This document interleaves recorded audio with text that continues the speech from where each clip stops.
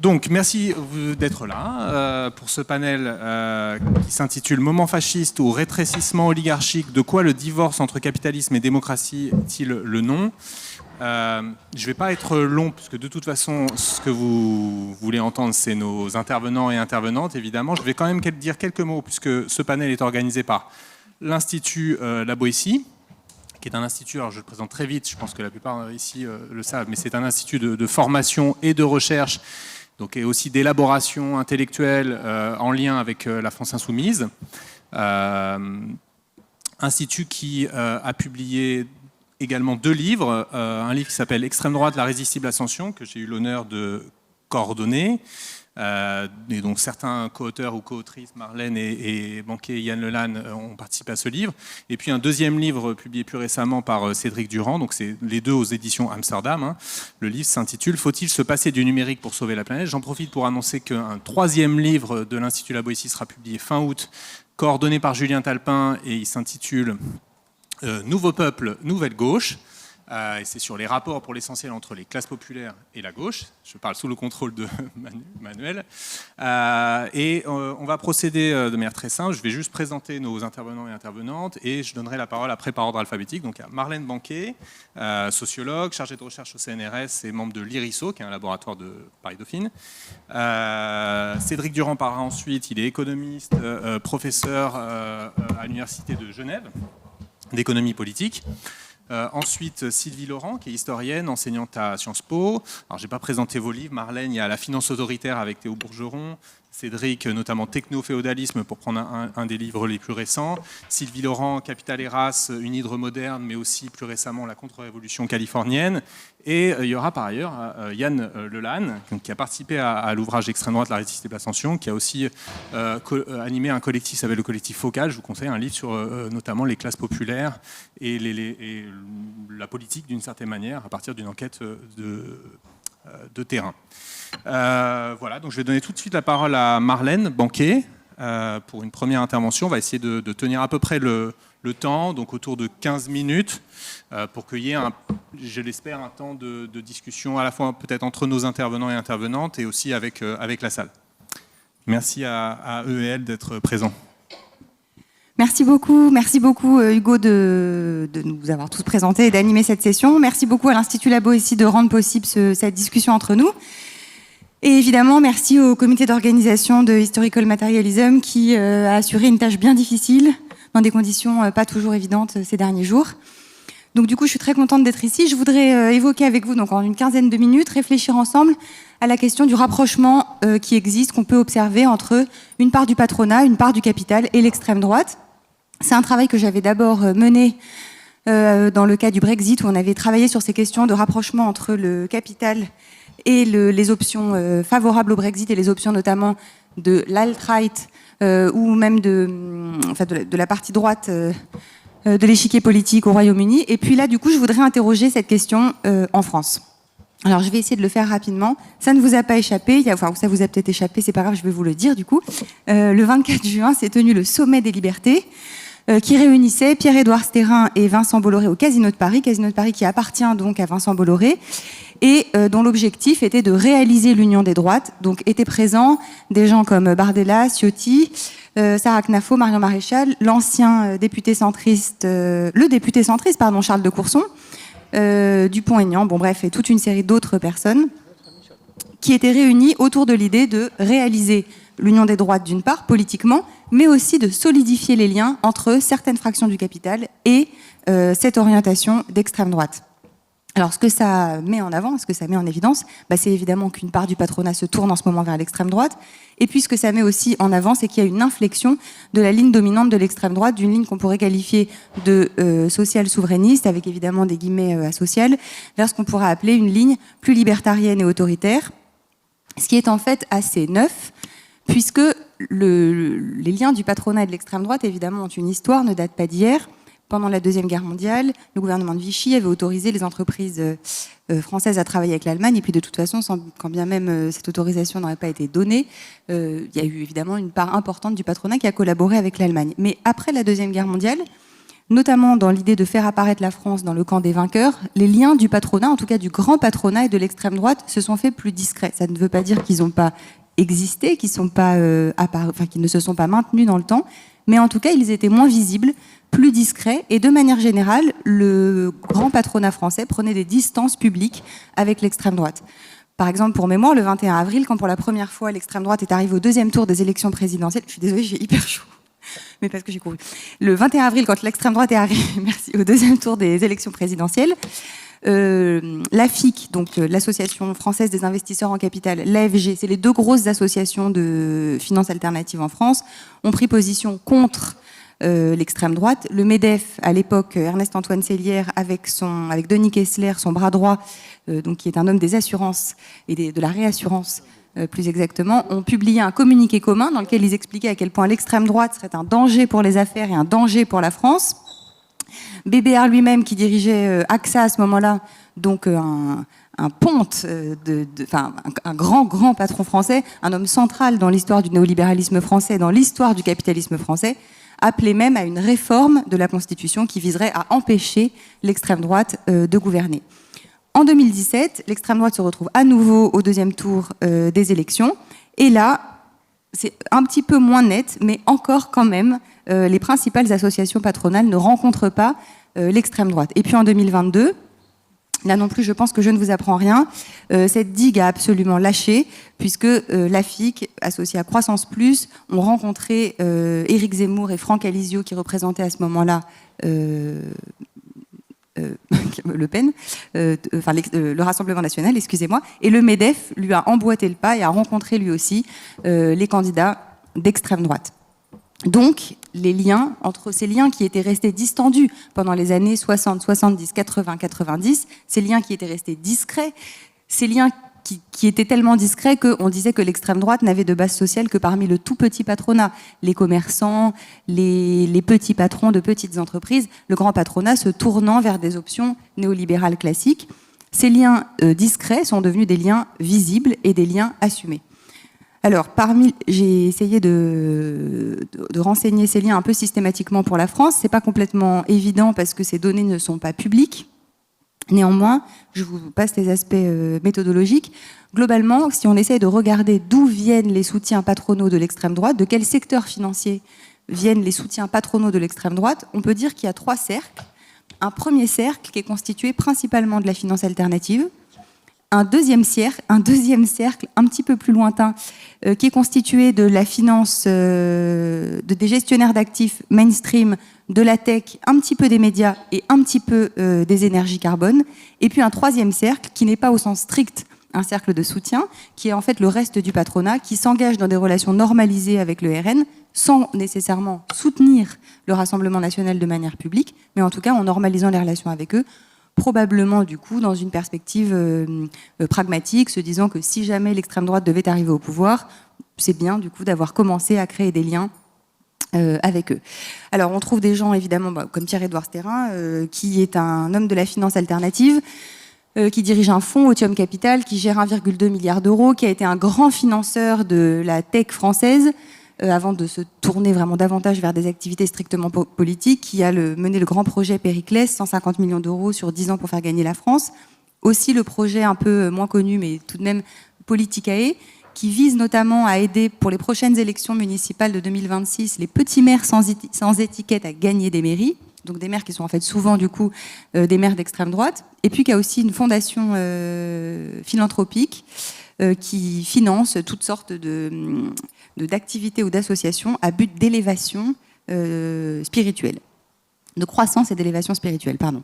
On trouve aussi des gens comme Charles Becbédé, le frère du coup de Becbédé, qui lui aussi dirige un fonds d'investissement, Audacia, et qui est un homme intéressant parce qu'il est depuis 15 ans, c'est-à-dire avant qu'il y ait des ralliements évidents d'une part du grand patronat à l'extrême droite, qui fait partie vraiment des patrons précurseurs de ce rapprochement. Il a par exemple aidé Marion Maréchal Le Pen à lever des fonds pour monter son école de sciences politiques, sociales et économiques, avec là encore beaucoup de guillemets sciences, à Lyon. Il fait aussi partie des hommes qui ont monté les premiers think tanks comme le Cercle Phénix, qui étaient des lieux qui visaient à faire se rencontrer au tout début du rapprochement du patronat et de l'extrême droite, du grand patronat et de l'extrême droite, qui visait à faire se rencontrer ce qu'il appelait des patrons patriotes avec des députés patriotes. Enfin, je reprends là du coup cette terminologie. Des gens aussi comme Alexis Rostand, qui dirige un think tank qui s'appelle Aura et Labora, prière et travail, qui était la devise des bénédictins. Des gens comme Charles Gave, qui dirige l'Institut des libertés et qui est un des seuls Français. C'est un homme lui aussi intéressant dans la manière dont il a œuvré au rapprochement du patronat français et de l'extrême droite, parce qu'il est assez présent outre-Atlantique, et notamment il est le seul Français à faire partie du bureau de l'Atlas Network, qui est une sorte de réseau de think tank d'inspiration libertarienne qui est né aux États-Unis et puis qui essaime en Europe, et dont les partenaires européens d'ailleurs ont triplé en Europe de l'Ouest depuis 10 ans. Alors, je vous épargne du coup tous ces autres patrons qui prennent des positions publiques et des positions politiques en faveur du Rassemblement national. Ce que je veux juste du coup interroger là avec vous, c'est qu'est-ce qui se passe en fait? Comment ça se fait que tout d'un coup ces patrons, et notamment par exemple si on prend le cas de la finance alternative, qui est vraiment le vivier premier en France de recrutement de ces patrons pro-extrême droite, qu'est-ce qui fait que ces patrons soudainement, en 10 ans, c'est quand même assez rapide, se détournent d'orientation néolibérale classique, se détournent de partis de gouvernement qu'on connaissait jusqu'ici pour se tourner vers des options d'extrême droite? Je pense qu'évidemment, une des explications, c'est ce qu'on est beaucoup appelé la crise du néolibéralisme, et que peut-être je voudrais juste résumer en quelques secondes. C'est bon, 9 minutes. Je voudrais juste résumer en quelques secondes. En quelque sorte, le compromis que le néolibéralisme passait avec les populations, c'était un compromis qui visait à dire, par rapport à l'État-providence que vous aviez connu jusque dans les années 70, moi, néolibéralisme, je vais privatiser les services publics, moi, néolibéralisme, je vais privatiser les grandes entreprises, je vais favoriser le développement du marché partout, je vais faire du marché l'institution centrale de nos économies, je vais réduire l'État qui sera organisateur de la concurrence et qui vous protégera beaucoup moins, notamment sur le plan social et économique, que ne le faisait l'État d'avant. Mais par contre, donc vous serez donc probablement plus pauvres, les inégalités augmenteront et vous serez socialement, économiquement moins protégés. Mais en échange de ça, je garantirai autant que possible vos libertés civiques et civiles. Vous pourrez donc vous déplacer. Attention, je parle en France. Et dans les pays dits du Nord, évidemment, c'est absolument pas une situation qui est généralisable dans d'autres pays. Mais en tout cas, dans les pays du Nord, avec votre passeport français, vous pourrez vous déplacer où vous voulez, vous pourrez vous exprimer comme vous voulez. Autant que possible, on fera en sorte que les minorités ne soient pas trop discriminées, un petit peu, mais pas trop. Et puis, vous pourrez vivre la vie privée, plus ou moins, que vous voulez. Et puis, l'autre chose que rajoutait le compromis néolibéral, enfin, ce qu'on nous a vendu, en tout cas, moi, l'idée avec laquelle j'ai grandi, qui était que si vous travaillez beaucoup, il y aura quand même un peu de méritocratie et un peu de promotion sociale. Si on devait résumer cette idée du néolibéralisme, cette sorte de compromis qu'il a passé avec les populations, c'est l'idée que le monde sera plus inégalitaire, mais qu'il sera plus juste. Et ça, cette idée-là, qui revient à dire le monde sera plus inégalitaire, mais on vous garantit la démocratie formelle, c'était en fait, ça a été le cœur du projet néolibéral jusqu'à il y a assez peu de temps. Ce compromis-là, quand je dis ça, je fais tout de suite une parenthèse, il ne s'agit pas de dire que je ne parle pas du néolibéralisme en référence à un corpus d'idées qui sera absolument stabilisé dans l'histoire des idées. D'abord, il n'y a pas une définition du néolibéralisme, il y a énormément de textes sur le néolibéralisme, il y a des néolibéraux qui sont devenus des libertariens, il y a une porosité extrême. Donc en fait, c'est pas le sujet. Le sujet, c'est d'essayer de caractériser un narratif qui a été dominant à un moment donné dans une société et qui a suffisamment fédéré pour mener des gouvernements au pouvoir avec une relative continuité pendant 40 ans. Donc c'est de ça que je parle, encore une fois, quand je parle de néolibéralisme.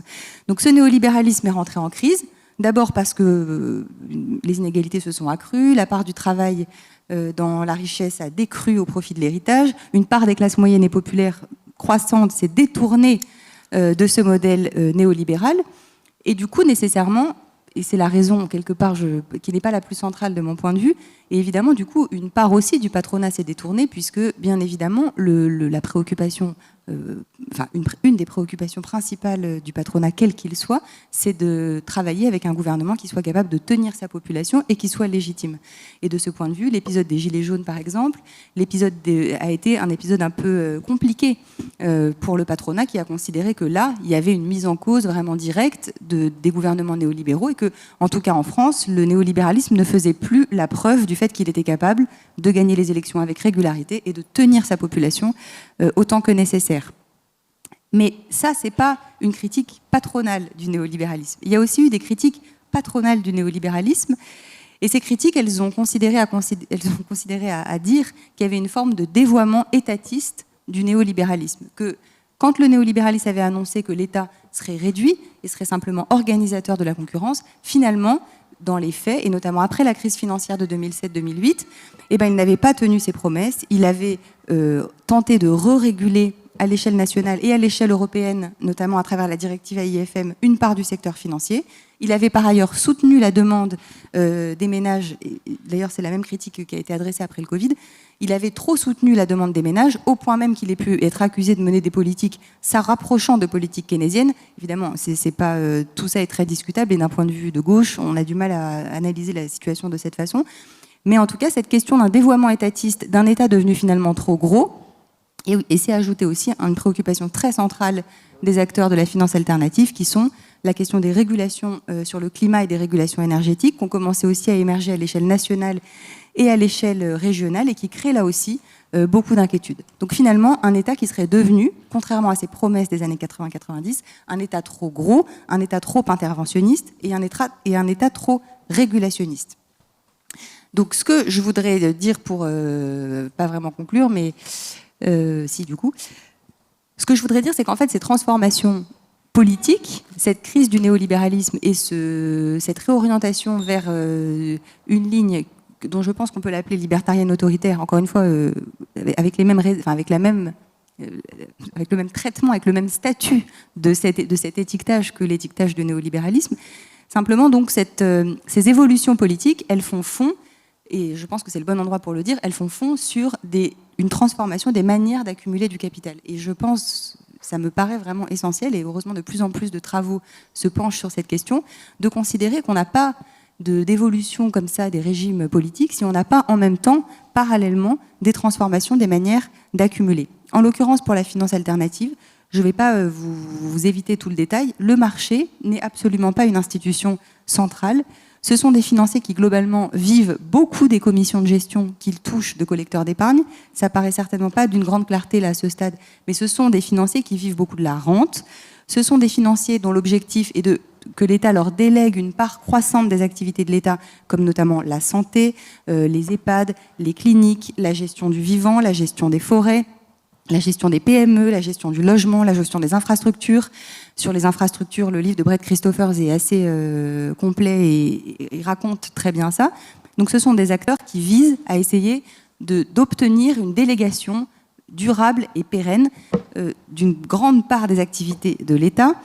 Encore une fois, ils ne travaillent pas sur les marchés et ils attendent là aussi de l'État que l'État dérisque une part de leurs opérations. C'est beaucoup ce qui s'est passé avec la création de la BPI, qui intervient en France, qui est une sorte de fonds souverain qui intervient en France systématiquement avec un fonds privé et qui du coup prend en charge une part du risque des activités. Et c'est aussi une mesure qui est très discrète dans le programme du Rassemblement national, mais qui est présente, puisque le Rassemblement national propose la création d'un grand fonds de 500 milliards d'euros. On n'imagine absolument pas ce que ça veut dire 500 milliards d'euros, mais le fonds souverain, donc la BPI actuellement, gère 50 milliards d'euros, c'est déjà énorme. Donc 500 milliards d'euros, ça veut dire vraiment concentrer l'épargne des Français de manière très, très, très, très, très majeure dans un fonds qui serait donc géré par l'extrême droite et qui qui permettrait de dérisquer massivement des opérations qui seraient conduites du coup par la finance alternative privée. Que vous dire d'autre Voilà, c'est tout. Donc simplement, du coup, ces manières d'accumuler qui sont un peu différentes conduisent à des revendications qui sont différentes. Et ce qu'attend de ces acteurs alternatifs, c'est encore une fois non pas un État qui soit strictement un État organisateur de la concurrence, mais un État qui soit un État dérisqueur, un État qui se prenne des distances avec les organisations régionales et internationales dont les financiers alternatifs considèrent qu'ils représentent une menace pour leur liberté d'action et pour leur liberté de travailler librement avec leurs États nationaux. Ils se tournent du coup et ils promeuvent du coup des narratifs alternatifs qui empruntent du coup, à mon sens, au libertarianisme économique. Je dis juste quelques éléments de ce narratif, puisque là je n'ai absolument plus le temps de le développer. Un narratif qui n'a pas de problème à rompre avec la démocratie et à considérer que la démocratie n'est pas le cœur de ce que doit être un régime politique, qui accepte qu'il y ait une réduction de la fonction de l'État par délégation à la finance privée et qui nous fait passer d'une sorte d'idéal d'homo economicus, qui serait un petit peu la figure de l'homme néolibéral, un homme qui soit complètement pris dans des processus de self-ascetization, c'est-à-dire un homme qui soit absolument responsable de lui-même. L'idée de ces financiers, et l'idée qui pointe aussi dans un certain nombre de mesures de l'extrême droite, c'est qu'on doit être du coup nous-mêmes des actifs, c'est-à-dire se gérer nous-mêmes comme des actifs, prendre en charge notre naissance, notre santé, nos cancers, notre formation, développer le crédit étudiant, développer évidemment la retraite par capitalisation, et de manière générale, accroître notre productivité, prendre en charge nos cancers, surtout si on a fumé, pas mangé assez de que sais-je, pas assez bien dormi, pas assez fait de sport, etc. etc. Donc se gérer soi-même comme un actif propre. Pour conclure, oui, non, je m'arrête là du coup, simplement pour dire qu'il y a un narratif mobilisateur aussi derrière tout ça. C'est pas, ça marcherait pas si bien s'il n'y avait pas un narratif mobilisateur. Et le narratif mobilisateur, c'est évidemment l'idée que cet ordre social est un ordre naturel, mais c'est aussi l'idée que la violence dont l'État avait le monopole, enfin l'usage du monopole, le monopole de l'usage légitime, pardon, pourrait être, en quelque sorte, c'est la substitution d'une sorte de chef de famille qui, lui, aurait la possibilité de faire l'usage de cette violence et d'avoir une sorte de monopole de cette violence légitime, et qui serait en quelque sorte, qui serait réimporté dans la famille. Et cette idée de réimporter, de donner en fait tous les droits à l'individu sur lui-même, tous les droits au chef de famille dans sa famille, et de réduire du coup les fonctions de l'État, c'est un narratif qui peut créer de l'adhésion voilà. C'est juste parce qu'en tout cas c'est une petite obsession personnelle je pense que c'est important qu'on essaye à chaque fois de comprendre ce qui peut, encore une fois, créer de l'utopie mobilisatrice, y compris dans des bords qui sont extrêmement éloignés des nôtres. Voilà, je m'arrête là.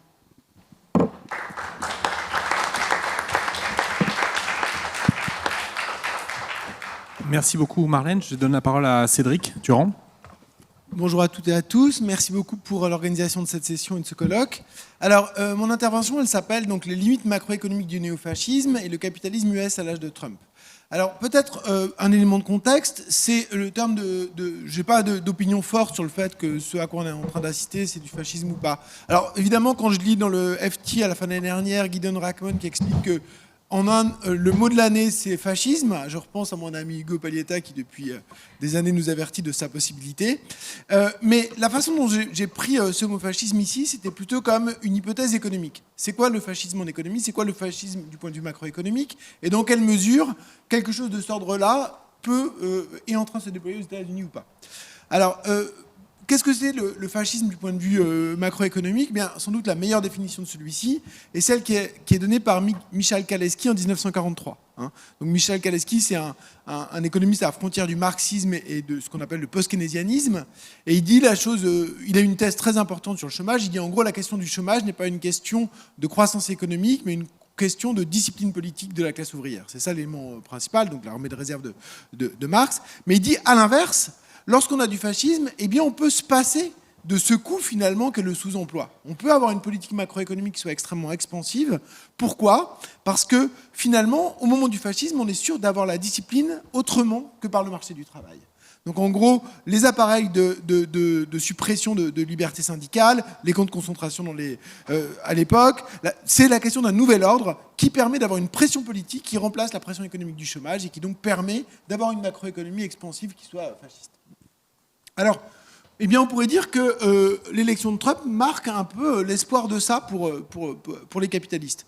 On peut même parler d'un genre de conte de fées pour milliardaires réactionnaires. Quand on voit ce genre d'image, vraiment, on sent qu'il y a une espèce de joie incroyable, quoi, hein, quand même. Et à quoi est liée cette joie? Finalement, à trois éléments principaux. Hein.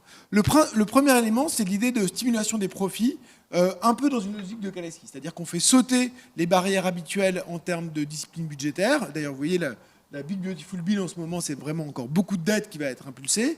Donc on stimule les profits en baissant les impôts, on ouvre des nouveaux champs aux investissements par les privatisations, et puis on assouplit la réglementation dans tous les domaines, dans le domaine de l'énergie, dans le domaine de l'environnement, mais aussi dans le domaine des tech, etc. Deuxième pilier, c'est on s'assure qu'il n'y ait pas de résistance ouvrière, hein, donc c'est la répression. Donc il y a quand même donc j'étais aux États-Unis l'année dernière à un moment donné et j'arrive dans ma chambre d'hôtel, j'allume Fox News, que je fais à chaque fois lorsque j'ai l'occasion d'y aller, et à chaque fois c'est un choc, mais là je suis vraiment très bien tombé ce jour-là, c'était le discours de Trump à la NRA.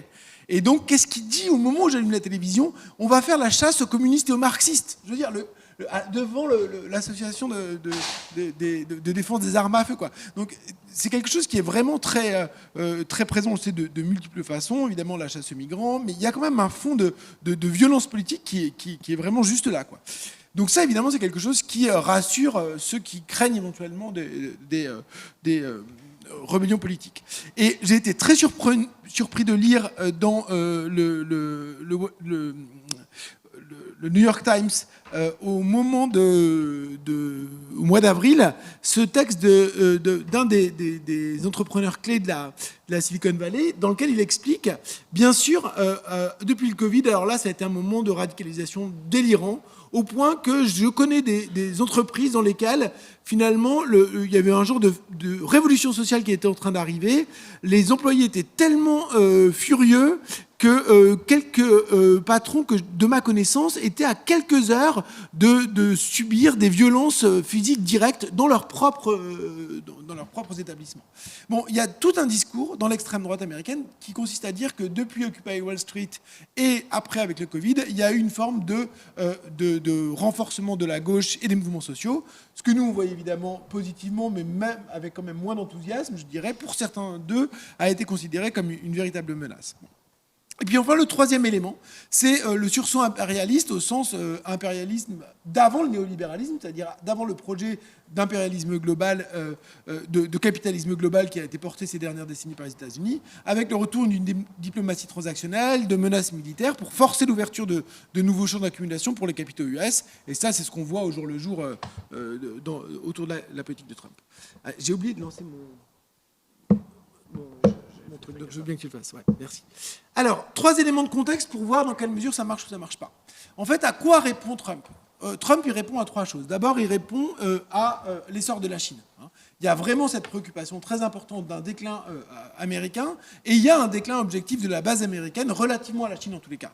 Alors c'est moins net que l'Europe. Si vous prenez France et Allemagne, c'était 10% du PIB mondial en 80, c'est aujourd'hui 5% en parité de pouvoir d'achat. Les États-Unis, c'était 21, aujourd'hui c'est 15,5, mais la Chine, c'était 2 et c'est 18,7. Donc aujourd'hui, en parité de pouvoir d'achat, ce qui est peut-être la mesure la plus proche, il n'y en a aucune parfaite, mais la mesure la plus proche de la puissance économique, eh bien, la Chine a, sur le papier, dépassé les États-Unis. Alors évidemment, ça, c'est quelque chose qui est au cœur du ralliement au nationalisme de Trump d'une partie du capital américain, parce qu'il y a voilà. Je ne développe pas plus. Deuxième élément de contexte très important, c'est ce que moi j'appellerais la suraccumulation du capital fictif. C'est l'idée que finalement la crise de 2008 n'a pas été résolue. Alors moi, en 2009, j'étais sûr que ce monsieur, la James Crotty, avait raison. Il disait c'est pas possible. La crise est tellement importante que ça montre bien que la trajectoire de croissance des marchés financiers n'est pas soutenable. Elle n'est pas viable. Et moi, j'ai passé une décennie à expliquer que c'était comme ça que ça allait se passer. Évidemment, ça ne s'est pas passé, comme vous le voyez très bien sur ce graphique. Mais, depuis le Covid, il y a une forme de stabilisation autour de l'inflation. Et cette question d'une limite est toujours présente. Et c'est quelque chose qui est extrêmement présent dans le discours de la nouvelle administration américaine.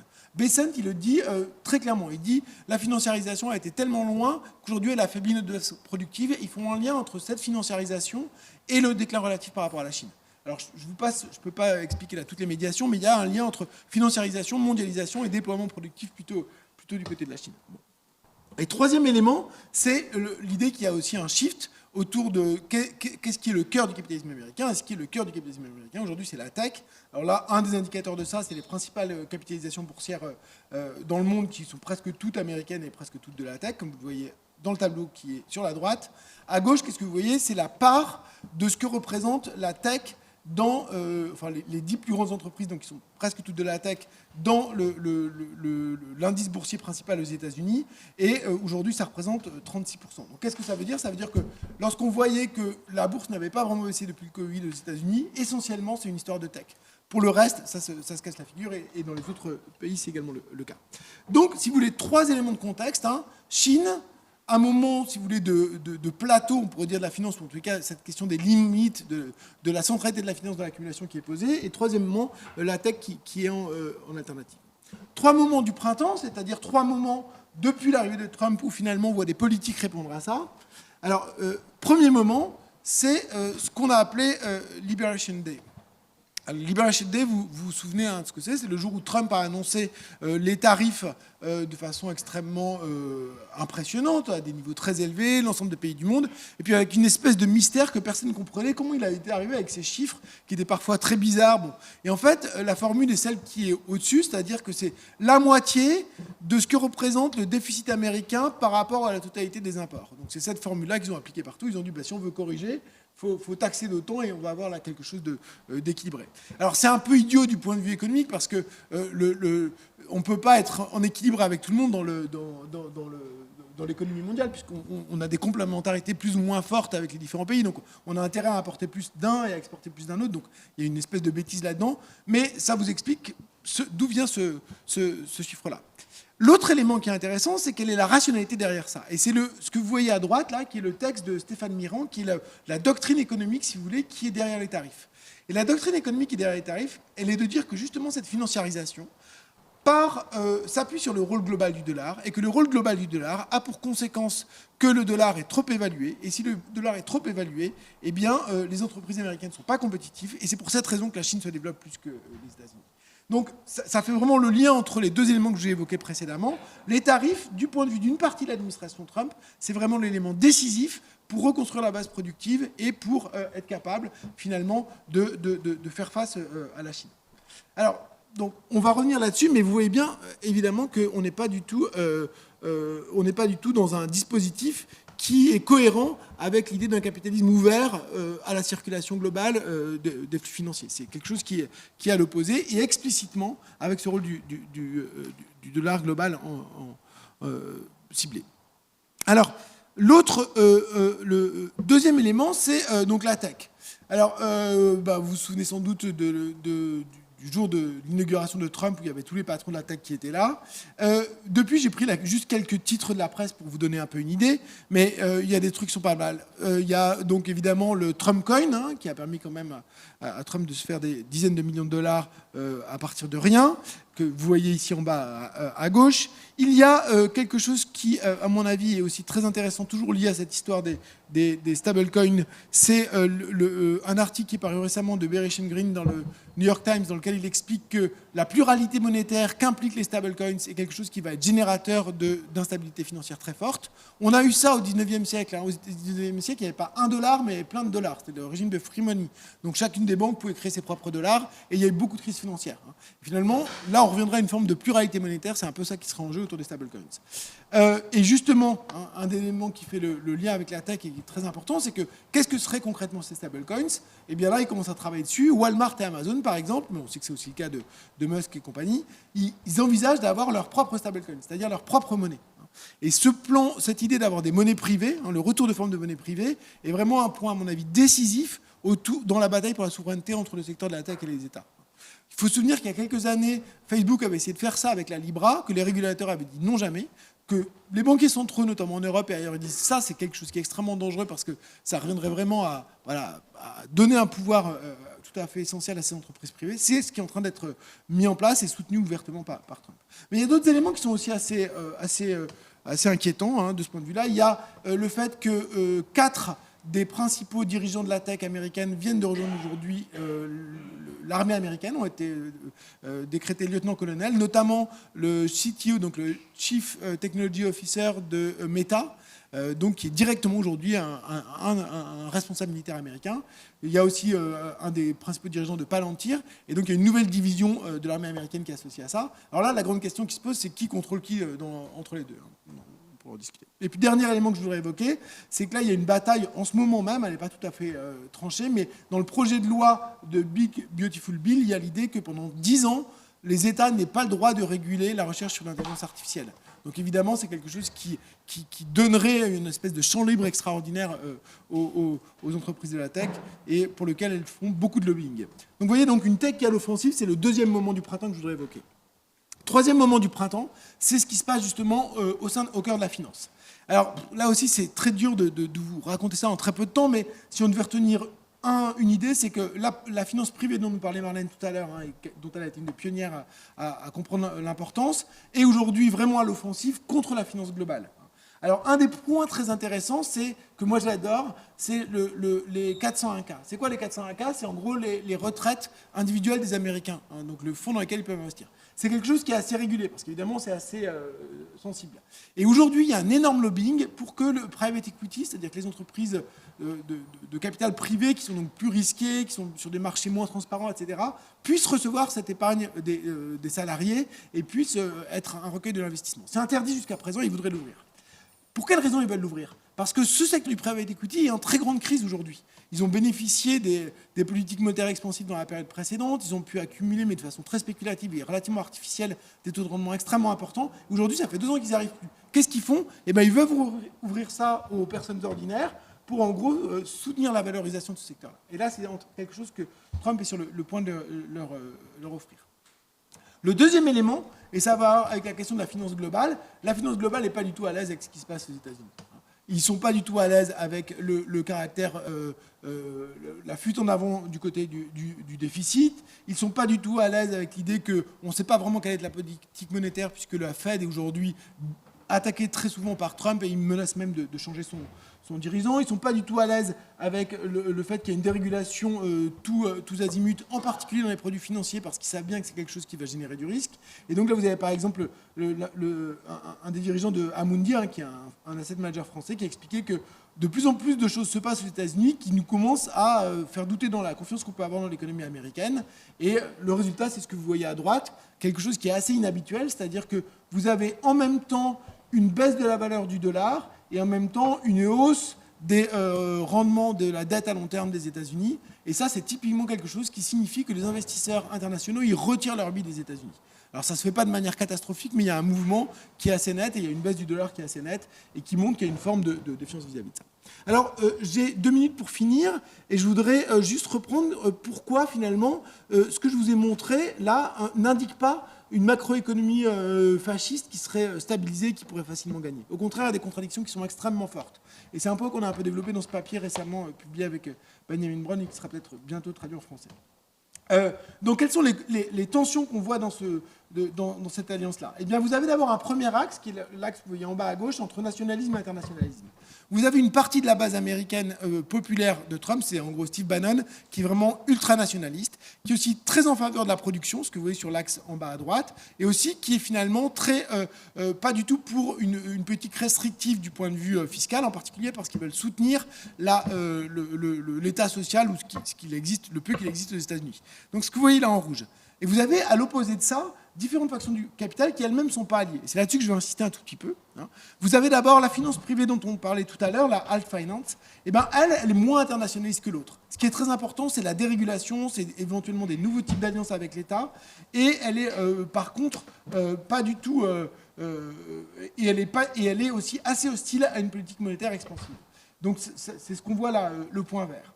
Vous avez le secteur de la tech, qui lui, par contre, n'est pas si intéressé que ça à la question de la finance, et intéressé éventuellement au redéveloppement productif, mais par contre est très hostile à un nationalisme qui soit trop ouvert. Pourquoi? Parce qu'en gros, pour que ça marche Amazon ou Musk ou Meta, il faut que ces entreprises-là se déploient globalement.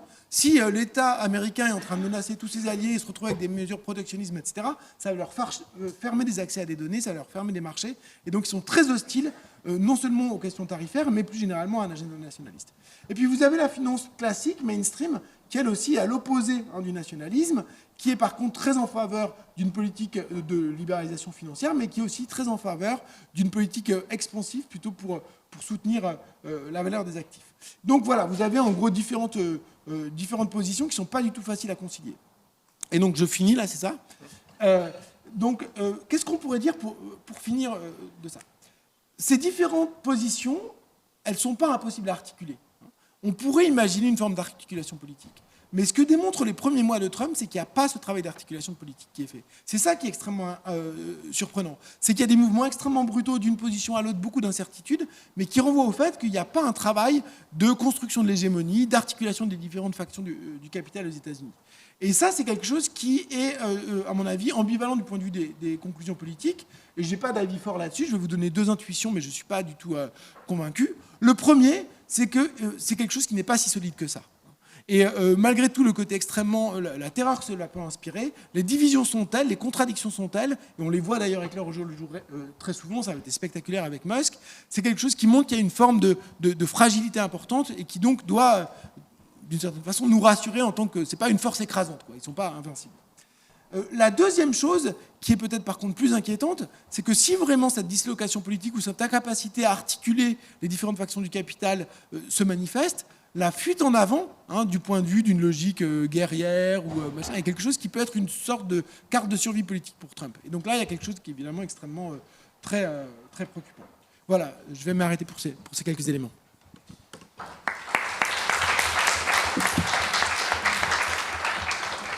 Merci Cédric. Je laisse la parole à Sylvie Laurent. Merci. Bonjour. Merci beaucoup d'être là. Merci à Hugo et à la Fondation La Boétie pour son invitation. Je suis très contente de vous parler aujourd'hui et en même temps, je suis très fâchée. Je suis très fâchée de Cédric Durand qui vient de parler de Trump. Or, Trump, c'est mon fonds de commerce. Trump, si tu me prends Trump, là ensuite pour les médias, ça va être compliqué. Donc je vais me venger. Cédric Durand vous parle de Trump et de ce qu'il fabrique. Donc moi, je vais vous parler d'économie politique. Donc, comme ça, on est un petit peu à front renversé. Plaisanterie mise à part, je voulais en effet commencer le partage de quelques éléments de réflexion avec vous par un moment historique qui n'est pas tout à fait récent, mais qui me semble pertinent, qui est 1973. Peu de temps avant le coup d'État au Chili, qui a vu général Pinochet prendre le pouvoir avec le soutien des États-Unis, un certain nombre d'économistes qui fonderont la grande pensée néolibérale de l'école de Chicago, se rendent au chevet de Pinochet pour proposer leurs services et essayer de concilier une structure économique fondamentalement d'extrême droite, fondée sur l'idée de la sécurité nationale, avec un fondamentalisme de marché qu'ils étaient depuis plusieurs années en train de formaliser. On pense évidemment à Friedman, à Hayek, tous ces gens qui considèrent finalement que la démocratie est une variable d'ajustement et qu'on peut faire le marché parfaitement sans la démocratie, ce que les théoriciens du premier néolibéralisme de l'école de Genève avaient déjà, et autrichienne, avaient largement pensé. Et donc on sait que ceux qu'on a appelés les Chicago Boys sont arrivés avec leurs petites valises et leurs modèles économétriques à Santiago pour expliquer comment on pouvait stabiliser le marché en période de crise par l'autoritarisme politique et un paradigme d'extrême droite. Mais il y a un économiste dont on parle peu, et c'est pourtant celui qui m'intéresse, qui ne vient pas de Chicago, mais qui vient du MIT, dans le Massachusetts, qui s'appelle Paul Samuelson. Paul Samuelson, c'est quelqu'un qui s'intéresse beaucoup à la question des inégalités et qui est fasciné par l'Amérique latine depuis plusieurs années, en particulier par le Brésil et par l'Argentine, qui était au lendemain de la guerre une espèce de modèle économique absolument phénoménal. Et il essaye de comprendre ce qui se passe. Et lorsque Pinochet prend le pouvoir et qu'il voit tous ses copains économistes de l'école de Chicago arriver au Chili, il développe une série de textes qui seront ensuite collectés plus tard, dans lequel il dit « Ce à quoi nous assistons, c'est au capitalisme fasciste ». Et ce mot fasciste, que personnellement je n'utilise pas dans mon travail pour parler de ce qui se passe aux États-Unis, me semble avoir une pertinence toute particulière ici. C'est-à-dire que ce qu'il comprend, c'est que là où les néolibéraux, après Hayek, disent que trop de distribution mène au totalitarisme collectiviste, à la Russie, à la russe plutôt, à la bolchevique, les bolcheviques du marché, façon Pinochet, façon ultralibéraux, école libertarienne, mènent d'une certaine façon, lorsque le marché est déstabilisé par la politique, il tient ça de Schumpeter avec lequel il avait travaillé, eh bien, il y a un besoin pour un moment fasciste. Et je veux prendre ça comme point de départ parce que Samuelson, c'est celui qui il n'a pas exactement inventé, mais c'est lui qui a rendu populaire l'expression de stagflation. La stagnation économique, c'est-à-dire vraiment des chiffres de croissance en dessous de 2-3%, et l'inflation. Et il dit ça, ce petit élément, cette petite manifestation d'un système qui ne fonctionne pas, c'est le ferment d'un moment fasciste. Or, c'est le moment dans lequel nous sommes aux États-Unis. Même si les États-Unis, au niveau du pur calcul du PIB, qui est en soi déjà extrêmement critiquable, est un moment inflationniste et un moment de faible, de croissance anémique. Et donc, je voudrais penser le moment actuel à partir de la pensée des inégalités et de la question de ce que Samuelson appelle le capitalisme fasciste. Et donc, j'aurais tellement de choses à vous dire sur ce qui se passe aux États-Unis que, évidemment, comme on a 12 minutes et demie, il a fallu choisir. Donc, je me suis contentée de prendre quelques exemples dans la presse parue ce matin pour vous donner quelques exemples de ce que pourrait être la configuration néo-fasciste ou fascisante de la structure de l'économie politique, parce que c'est le capitalisme et l'institution politique autour de Trump aujourd'hui. Le premier titre, qui est assez intéressant parce que Cédric en a parlé, c'est que le New York Times se félicite ce matin des records sur les marchés financiers. C'est-à-dire que le fameux S&P 500, c'est-à-dire les 500 premières capitalisations boursières, se portent très bien, merci pour elles. Elles atteignent des sommets pré-Covid, alors qu'on nous avait dit que l'instabilité sur la question des tarifs, que l'espèce de caractère extrêmement erratique de Donald Trump allait refroidir le processus de capitalisation et d'achat de dollars, etc. Visiblement, pour l'instant, le monde de la finance se porte très bien, et comme l'a dit en effet Cédric, c'est essentiellement parce que près de 40% de cette capitalisation boursière, ce sont les entreprises de la tech. Entreprises de la tech qui, ce sera mon hypothèse aujourd'hui, voient un avenir absolument radieux devant elles, quelles que soient les instabilités provoquées par Donald Trump. L'autre grand titre du New York Times ce matin, c'est le fait que la Cour suprême des États-Unis, dans un appareil idéologique d'État extrêmement puissant, vient d'interdire à Trump de retirer le droit du sol, qui est inscrit dans la Constitution américaine par le 14e amendement, aux enfants d'immigrés. C'est une vieille lubie de l'extrême droite américaine. Comme vous le savez, aux États-Unis, extrême droite et droite, la frontière est ténue, consistant à dire que la fondation constitutionnelle des États-Unis depuis 1870, qui est que si vous êtes né sur le sol américain, vous êtes de facto un citoyen des États-Unis protégé par le 14e amendement, eh bien, ça, c'est quelque chose que Trump est en train, on pensait que c'était impossible, est en train de détricoter. Et la Cour suprême dit qu'il a le droit, peut-être, qu'on ne sait pas, mais qu'en tout cas, un juge ne peut pas l'en empêcher. L'autre chose que vient décider la Cour suprême, c'est d'autoriser Trump à déporter les immigrés clandestins vers un pays autre que leur pays de naissance. Et donc, il y a en ce moment des contrats qui sont passés avec un certain nombre de pays d'Afrique où le Pentagone a des bases militaires pour exporter Vénézuéliens, Mexicains, enfants du Nicaragua, quelque part à Djibouti, au Sénégal ou au Rwanda, comme l'avait fait Rishi Sunak en Grande-Bretagne. Donc tout ça est devenu légal. Je passe très vite, bien sûr, sur les éléments fondamentaux du projet de loi qui est en ce moment en négociation au Sénat. Évidemment, Cédric l'a dit, là encore, pardon, des régulations massives, réformes fiscales régressives consistant à baisser massivement les impôts sur les sociétés, sur l'héritage et sur les plus grandes fortunes, et augmentation qu'on estime entre 4 et 8% des impôts pour les ménages les plus faible. Mais surtout, il y a dans ce projet de loi quelque chose qui est de l'ordre de la confiscation du patrimoine des pauvres vers les plus riches, vers le siphonnage de l'assurance sociale et d'un programme très particulier qui s'appelle Medicaid. Medicaid, ça date de 1965, c'est le minimum de protection sociale, c'est le fait de pouvoir vous soigner par une assurance publique lorsque vous êtes ou handicapé ou parent d'enfants handicapés ou que vous êtes à très très bas revenus. Aux États-Unis, c'est vraiment le niveau minimal d'État-providence pour les plus pauvres. Et il y a près de 50 millions d'Américains aujourd'hui qui ne peuvent se soigner que parce qu'il y a ce programme fédéral qui prend en charge, c'est une sécurité sociale, si vous voulez, pour les plus pauvres. Les Républicains essayent de liquider ça depuis des années. Ils viennent d'obtenir que passe au Sénat un projet qui impose le fameux, ce qu'on appelait sous Blair, le welfare to workfare, imposant de travailler pour les gens et les enfants qui reçoivent cette assurance, ignorant complètement que la plupart des pauvres qui reçoivent cette assurance sont déjà des travailleurs. Et donc les premières estimations font état de quelque chose comme entre 9 et 15 millions de personnes qui dans quelques semaines n'auront plus d'assurance santé. Donc le principe, si vous voulez, de cette espèce de confiscation de la protection des plus faibles pour le transfert de richesses vers les plus élevés, qui est une vieille ficelle réganienne, continue à très très bien fonctionner. Mais j'aimerais, moi, m'arrêter sur un point qui me semble le plus important dans ce budget et qui, à mon sens, passe un petit peu trop sous le radar, et malheureusement, c'est le cas de le dire, qui est l'augmentation de 30% du budget du Pentagone. 30% dans le budget actuel. C'est-à-dire que c'est pas comme si le budget du Pentagone était faiblard jusque-là, mais il a dépassé $1 trillion. Donc j'ai bien vérifié sur Google ce matin ce qu'était 1 trillion, parce que j'en manipule rarement. C'est donc 1 milliard, 2 milliards. Voilà. Donc on atteint des sommets jamais égalés, c'est bien ça ? 1000 milliards. 1000 milliards, encore mieux. Je l'avais noté, mais j'ai pas mes lunettes. Pour vous donner une idée, c'est 40% des dépenses de défense de l'ensemble de la planète.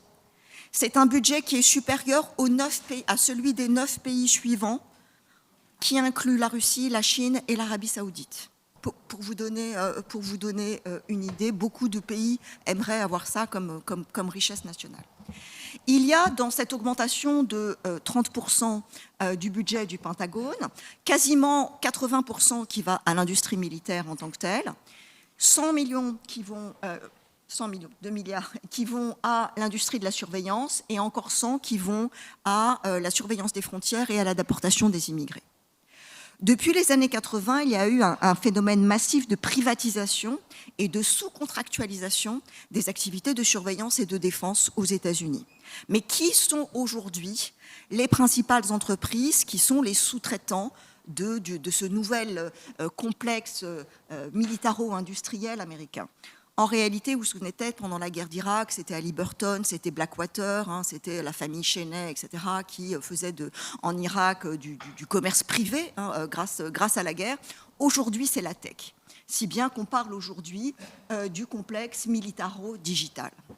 Et il faut savoir que toutes les entreprises, absolument chacune d'entre elles qui étaient présentées dans le tableau que vous avez vu, qui sont les principales entreprises de capitalisation boursière, depuis Nvidia jusqu'à Google, de Palantir en passant par Oracle, et y compris Meta, et toutes celles qui sont connues, y compris dont on ne sait pas les activités de surveillance et d'activités militaires, sont partie prenante aujourd'hui de ce qui est une manne financière sans précédent dans l'histoire du capitalisme militariste américain.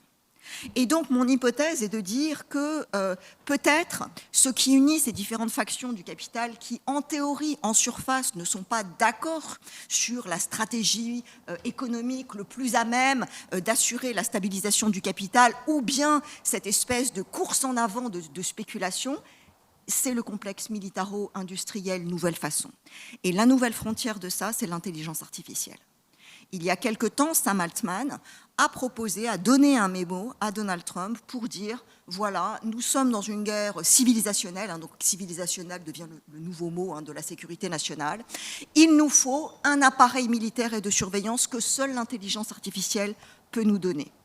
Alex Karp, qui est un des fondateurs de Palantir, a écrit un livre, et donc c'est celui qui est censé être de gauche chez Palantir, juste pour vous donner une idée de ce qu'est être de gauche dans la tech, a écrit un livre qui s'appelle la République technologique, dans lequel il dit « Nous devons nous mettre au service de l'hégémonie américaine et de sa superpuissance à l'échelle du monde ». Et donc ils sont pleinement engagés dans ce projet de restauration de l'hégémonie militaire et de surveillance. Et donc cela se traduit par le fait qu'aujourd'hui, ils sont en charge de la surveillance satellitaire avec Starlink, de la détection et de la collecte de données. Ce sont eux qui assurent, par exemple, on sait que le fait qu'ils aient détecté, soi-disant, de l'uranium enrichi en Iran, c'était grâce à Mosaic, qui a permis la collecte de données. On sait que la surveillance des dissidents, des manifestations et des manifestants et des immigrants sans papier, sans parler des étudiants, est assurée par les données qui sont données par Google et par Meta au gouvernement américain, et que l'ensemble des services de surveillance, à commencer par ICE, parviennent à traquer par suivi biométrique de couleur de l'iris, d'empreintes digitales, etc., par Palantir, qui est aujourd'hui le premier agent de la police de la police américaine. Donc tout cet écosystème techno, surveillo, polico, militaro, hégémonique est aujourd'hui en pointe de ce qui sera la nouvelle frontière de la croissance américaine. Et je finis, car il me reste 2 minutes, par évoquer quelque chose qui est assez intéressant. Une essayiste de la tech qui s'appelle Karen Howe a sorti un livre que je vous recommande beaucoup, qui s'appelle L'Empire de l'IA, où elle montre comment la division internationale du travail et la grande logique des théoriciens de la théorie de la dépendance et des internationalistes tiers-mondistes des années 70 est entièrement en train d'être ressuscitée par l'économie politique de l'intelligence artificielle, avec une division du travail entre la Silicon Valley, où il y a une petite poignée de fondateurs venture capitalistes, c'est-à-dire ceux qui font du capital risque, et propriétaires des licences auxquelles l'État américain paye des abonnements. Hein, donc le ministère de la Défense paye un abonnement à la Vallée pour assurer ses missions de police et de surveillance. Et comment, en réalité, ceux qui sont aujourd'hui de faire le petit boulot consistant à trier, par exemple, toutes les données que les modèles d'intelligence artificielle absorbent sur l'Internet anglophone en permanence. Il y a plein de poubelles, plein de propos racistes, de scènes de torture, de pornographie. Et les gens qui sont payés pour débarrasser les bases de données de ces poubelles de l'Internet, ils se trouvent au Kenya, ils se trouvent en Amérique latine. Et ce sont eux qui sont aujourd'hui l'espèce de prolétariat surdéshumanisé qui permet à l'IA de se présenter dans une espèce de mouvement spéculatif qui est à l'image, je ne sais pas, de ce qu'a été la spéculation immobilière avant le choc de 2017. Et cela nous ramène à mon Chili, avec lequel j'ai commencé cette présentation, puisqu'elle donne cet exemple qui me semble tout à fait parlant, puisque dans cette quête énergétique de l'intelligence artificielle, qui suppose de consommer une quantité d'eau absolument astronomique. Un data center, c'est l'équivalent de la consommation d'eau et d'électricité de la ville de Washington. Les 10 ans de moratoire dont on parlait tout à l'heure sur l'intelligence artificielle, c'est l'équivalent de la consommation d'eau et d'électricité de 1 an pour le Japon, pour vous donner une idée de ce que ça suppose comme extractivisme de poursuivre la recherche en intelligence artificielle. Et j'ajoute par ailleurs que le Pentagone est aujourd'hui le premier consommateur et le premier émetteur institutionnel du monde de gaz à effet de serre, le Pentagone, à lui seul. Et donc, Karen Howe donne un exemple du Chili. Pendant la dictature de Pinochet, l'ensemble des services d'eau ont été privatisés au Chili. Vous n'avez pas accès à l'eau publique au Chili. Il ne restait qu'une petite enclave où des communautés indigènes s'étaient battues pour garder une source publique d'eau où ils pouvaient aller sans payer, prendre de l'eau gérée par la communauté à la façon des biens communs. Et c'est, comme par hasard, relève-t-elle, à cet endroit que Google a installé il y a 3 ans, ou a tenté d'installer son centre de collecte de data, hein, qui est une espèce de gigantesque entrepôt, pour pouvoir utiliser l'eau gratuitement là où les communautés s'étaient battues. Pour la petite histoire, les populations locales se sont battues et ont réussi à chasser Google. Mais simplement, c'est un exemple du fait qu'aujourd'hui, les entreprises de la vallée, et ça m'évoque aussi beaucoup le concept de fascisme fossile du collectif Setkin, qui a parfaitement raison, que dans une perspective de raréfaction et d'effondrement de la biosphère, il y a cette espèce de lutte fascisante pour la confiscation de l'eau et de l'énergie, et c'est certainement la Silicon Valley, le Pentagone, avec son nouvel AK-47 qui s'appelle l'intelligence artificielle, qui sera à l'origine de cette nouvelle économie fascisante de demain. Voilà, merci.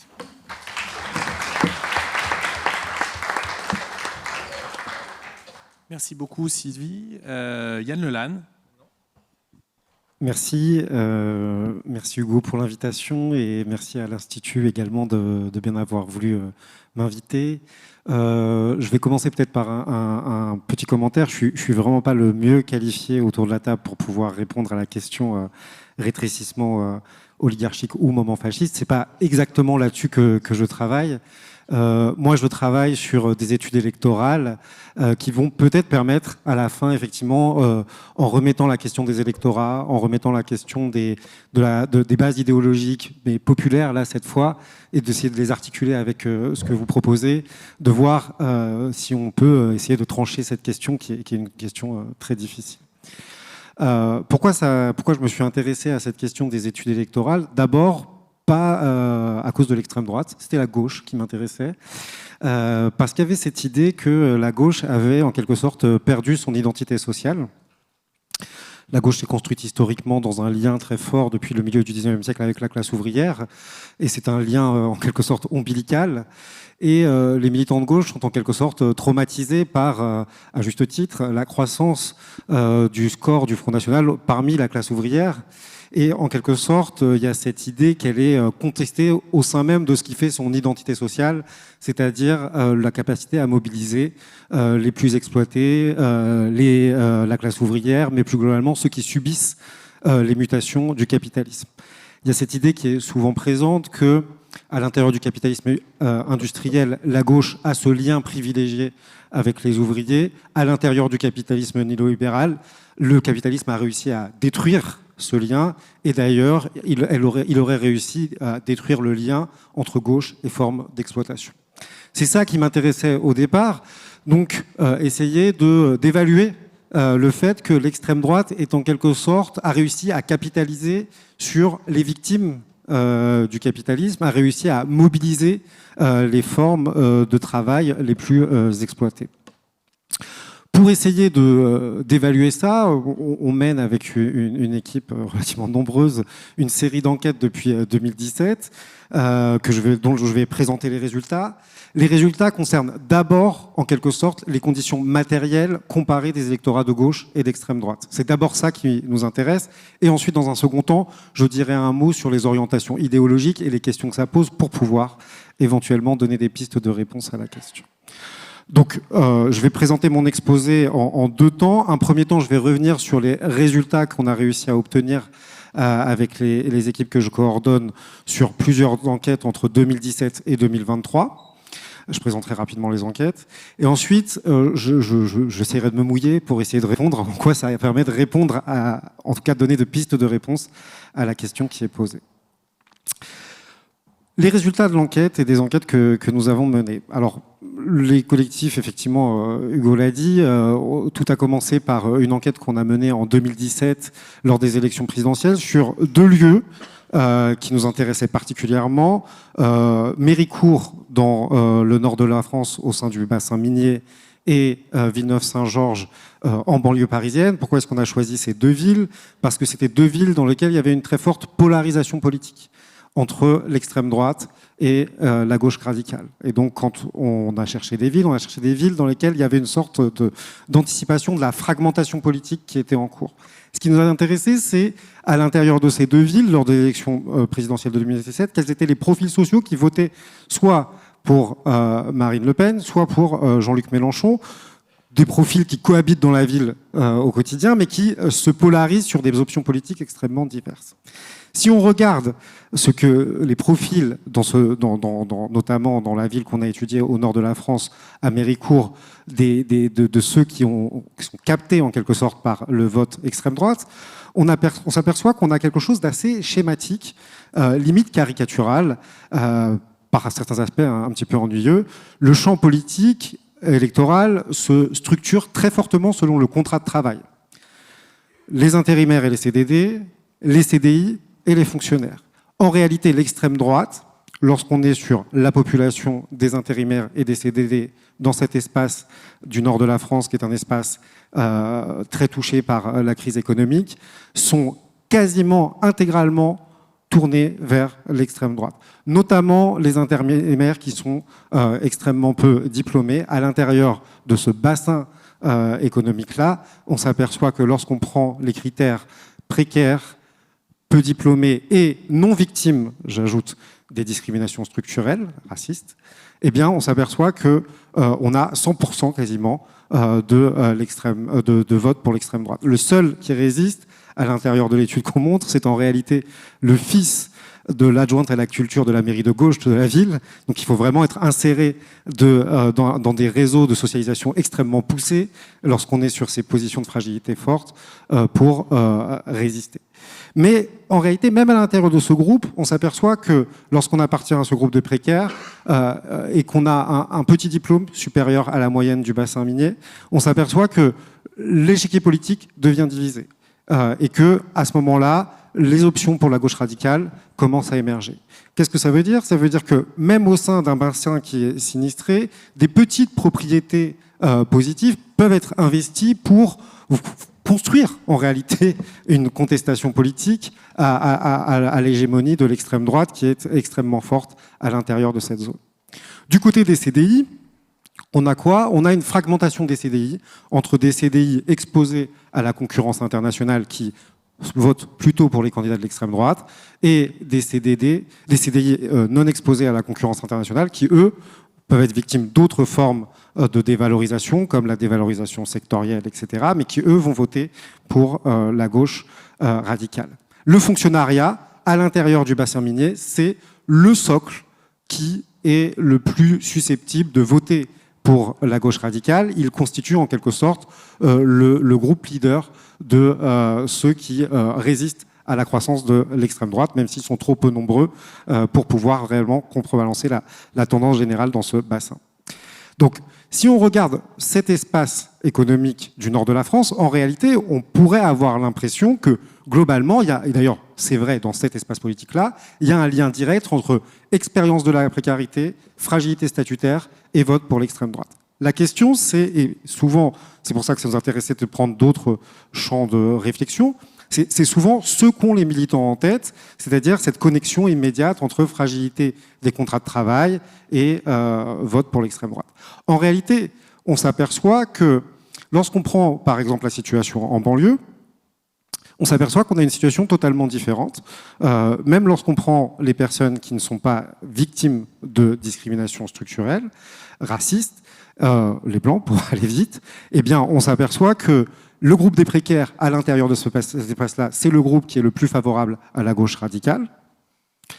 Les CDI sont en position intermédiaire et le fonctionnariat, on retrouve à l'intérieur du fonctionnariat, alors ça c'est pas nous qui l'avons découvert, mais notamment avec le fonctionnariat des forces de l'ordre, etc., des poches de résistance assez importantes pour le vote d'extrême droite.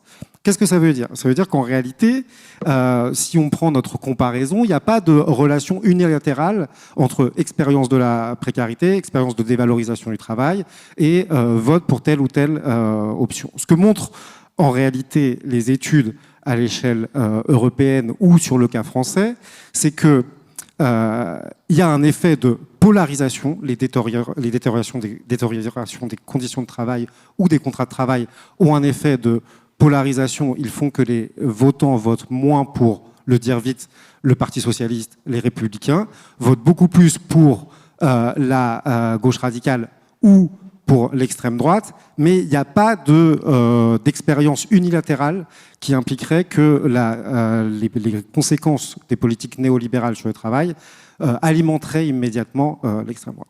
C'est ce qui fait qu'en 2019 et 2023, on a voulu mener une étude comparative sur 4 pays au moment des élections européennes pour essayer de comprendre si le stress économique, la précarité, engendrait en quelque sorte un soutien soit pour une forme de polarisation des options politiques, soit pour l'extrême droite, soit pour l'extrême gauche. On l'a mené sur 4 pays, l'Espagne, la France, l'Allemagne et la Grèce. Je donne les résultats très rapidement.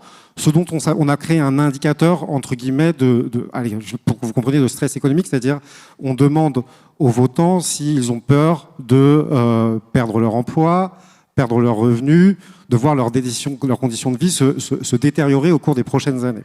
Et on crée avec ça un indice qui permet d'évaluer un niveau de crainte envers l'avenir du point de vue des conditions économiques.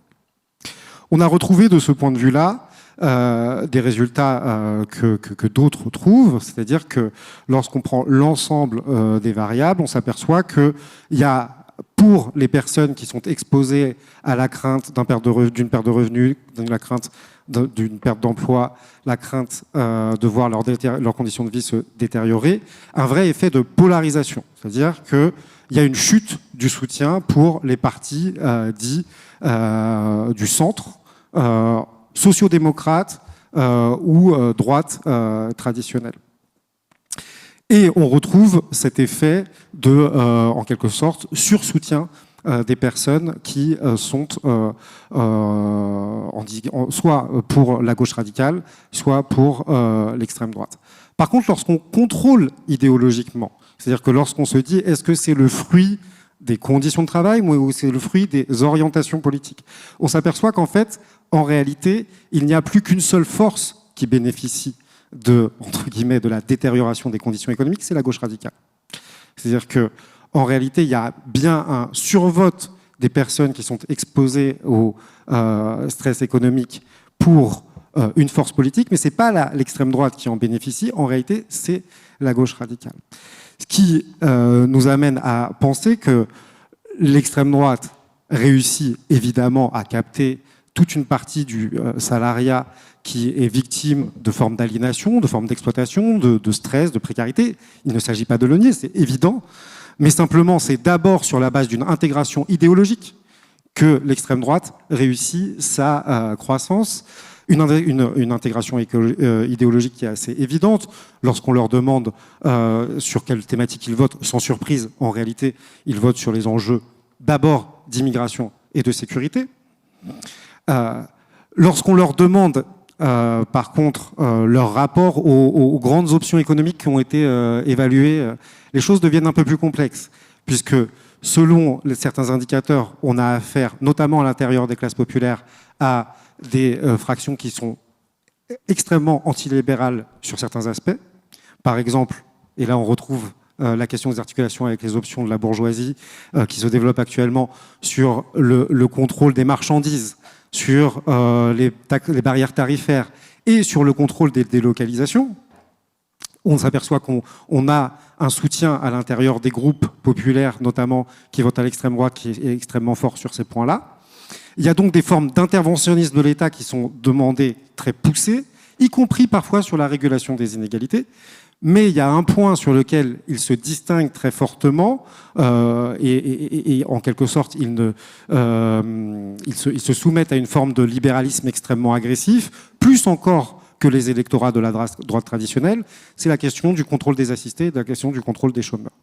Donc de ce point de vue-là, il faut entre guillemets faire attention lorsqu'on parle d'antilibéralisme à l'intérieur des options d'extrême droite, et c'est pour ça que l'analyse fine des ajustements entre ce qui est proposé par les élites qui proposent ces options et les groupes populaires doit être faite, parce que ce qui est proposé peut répondre fortement à certaines aspirations de groupes populaires qui sont déjà mobilisés sur ces questions. Quand vous parliez tout à l'heure, j'avais l'impression de me dire que par certains aspects, il y a une sorte de congruence entre certaines demandes populaires sectorisées de l'extrême droite et ce qui est évidemment proposé par ces élites extrêmement puissantes d'un point de vue économique. Combien de temps il me reste ? 2 minutes. 2 minutes. Alors, je le pose juste pour la suite du débat.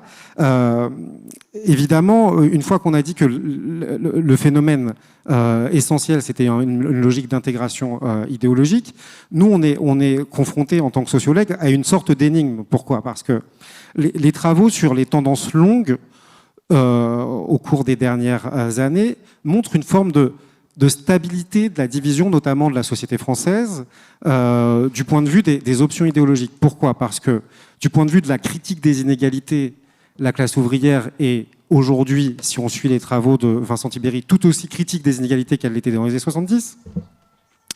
Si on suit la question du libéralisme culturel, on s'aperçoit qu'en réalité, le système de division est quasiment le même. C'est-à-dire que plus on est diplômé, plus on est en soutien sur le droit des personnes, etc.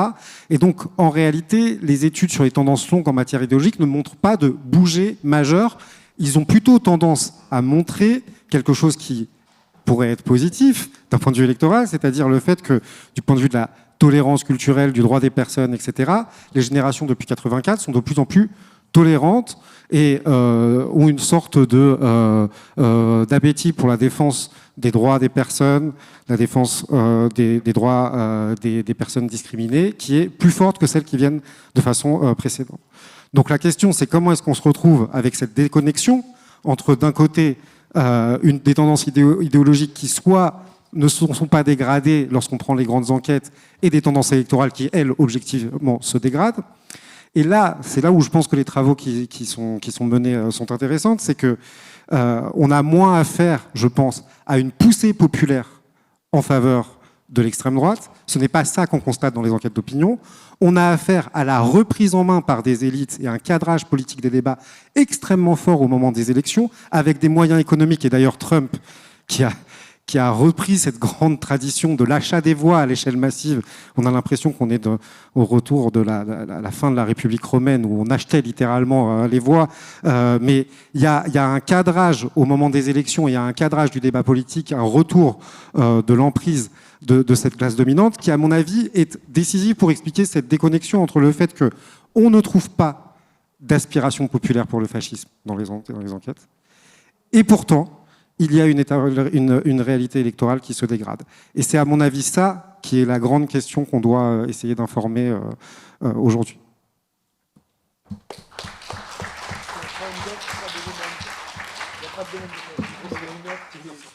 Merci beaucoup à nos 4 intervenants et intervenantes. Je re-signale, Alain, je ne l'ai pas dit tout à l'heure, il y a une table de l'Institut La Boétie, donc vous pouvez aussi bien acheter des livres de la Boétie que j'ai évoqués, dont notamment Extrême droite, la résistible ascension. Il y a 2 interventions, notamment de Marlène et Banquier et Yann Lelanne, qui étaient directement, on va dire, issus ou en lien avec leur contribution au livre. Il y a aussi des notes et des rapports de l'Institut La Boétie que vous pouvez trouver là-bas, donc n'hésitez pas à aller consulter, et on va ouvrir un espace d'échange, du coup on a un peu de temps encore, avec la salle. Il nous reste un peu plus de 20 minutes, donc ça nous laisse un peu de temps pour avoir une petite salve de questions, et ensuite des réponses courtes de nos intervenants et intervenantes. Oui, merci pour ces interventions. Moi, c'était plutôt une question par rapport aux premières et dernières interventions sur l'extrême droite et le Rassemblement national en particulier, son rapport aux élites, en particulier économiques, etc.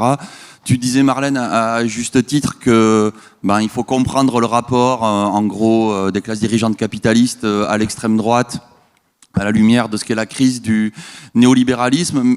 Mais pour prendre la question par l'autre bout, c'est comment elle-même, l'extrême droite, elle évolue aussi, y compris sur les positions qu'elle défend, pour se rendre compatible avec ces élites, en fait, néolibérales. Et pour prendre un exemple, tu as cité notamment toutes les différentes prises de position, notamment de dirigeants du MEDEF, etc., en 2012.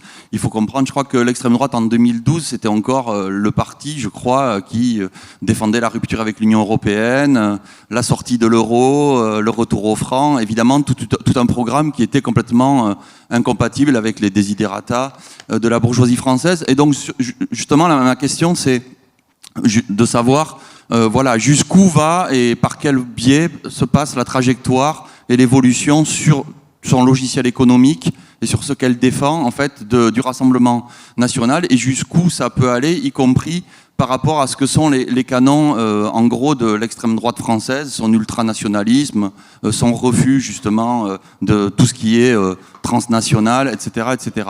Et la deuxième question qui rejoint un peu celle-là, elle est plus sur Trump, et elle est par rapport notamment au schéma que tu as montré, Cédric, à la fin.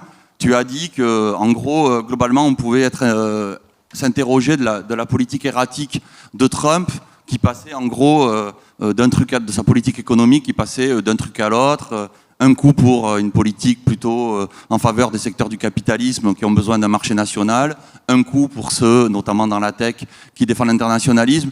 Et tu as dit alors qu'il y aurait des possibilités justement de défendre, même du point de vue de Trump, quelque chose qui soit peut-être plus conciliant, ce n'est pas les termes que tu as employés, mais justement je voudrais savoir qu'est-ce que tu donnes à voir un peu de ce que pourrait faire Trump justement pour concilier quand même ces contradictions qui sont des contradictions fondamentales, sans parler des différents secteurs du capitalisme, à savoir le capitalisme industriel d'un côté, le capitalisme financier de l'autre, etc. Voilà. Je dis ça par rapport à ton schéma là, à 3 axes que tu as présenté à la fin. Merci. Est-ce qu'il y a d'autres questions? J'en vois une là et une là-bas. Ok, merci beaucoup. J'ai une question qui fait un peu écho à la question de monsieur. En gros, c'est sur l'opportunité. Est-ce que vous voyez à la fois pour Cédric et Sylvie, je crois, la possibilité d'émergence d'un mouvement de masse en fait aux États-Unis? Moi, je repars toujours de la définition de la troisième internationale du fascisme, en fait, qui est à la fois une réaction du capital et un mouvement de masse. Ce qui expliquait en fait sa fuite en avant que tu as mentionné, Cédric, qui serait là, du coup, selon toi, plutôt pour gérer des contradictions entre différentes fractions du capital. Est-ce que, considérant ce que tu as dit, Sylvie, en fait, le fait qu'il y a une offensive à nouveau sur les classes populaires américaines, je mentionne 9 à 15 millions de personnes qui pourraient ne plus avoir Medicaid,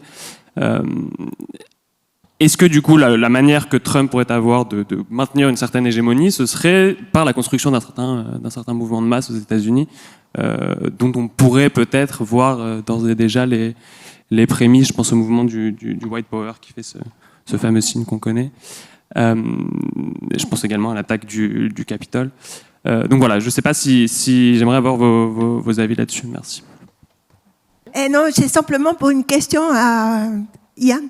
Je voulais savoir des enquêtes, pourquoi vous n'avez pas étudié les abstentionnistes et certaines élections, et ils atteignent des niveaux absolument importants, et il y a beaucoup de controverses sur d'où viennent ces abstentionnistes, qui sont, quelle couche sociale ils appartiennent, et des raisons du pourquoi ils s'abstiennent. Merci. J'avais deux questions. La deuxième, c'était rejoint absolument la question sur l'abstentionnisme, donc je mets un pouce bleu sur cette question. Et ma première question, c'était est-ce que la traduction en stratégie politique de vos résultats, c'est qu'en fait les fachos pas fâchés, ça n'existe pas? Et du coup, qu'est-ce qu'on en conclut? Il y a deux éléments. La question du mouvement de masse. Je vais juste tenter un truc, peut-être pour rassurer tout le monde, mais je pense qu'en matière de mouvement de masse, l'extrême droite est confrontée au même problème que la gauche. Et je crois qu'il y a des résistances très, très fortes en termes même de conception de l'engagement qui font que peut-être ils auront de grandes difficultés à se structurer, mais des difficultés qui sont à la hauteur de celles que nous-mêmes on rencontre en quelque sorte. Sur la question de l'abstention, je l'ai pas traité. C'est vrai que c'est un grand champ d'enquête en tant que tel, mais je veux simplement dire que c'est quelque chose qui est bien balisé maintenant. L'abstention dépend énormément du niveau de diplôme, du type de fraction de classe auquel on participe.